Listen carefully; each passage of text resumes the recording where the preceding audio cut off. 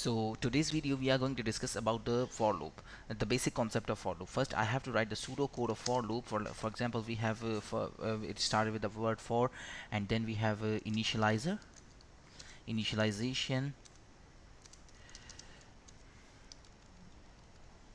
sorry if I'm right, and then we have condition, and then we have updation. We updated the value according to we updated this initialized value according to our requirement.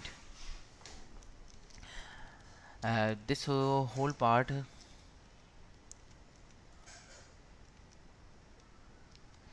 this whole part is called the head of for loop. It's called the head of for loop, and below we have the body of for loop. In the body we execute function, we execute all the things.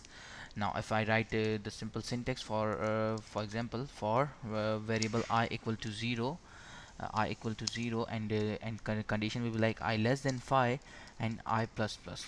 So I simply console logging the value of I and check it in my browser. So it will be like 0 1 2 3 4. Why it reaches 4, not the 5? Because the condition I less than 5. If the value of I 5, then then this condition fails and the loop breaks. Thank you.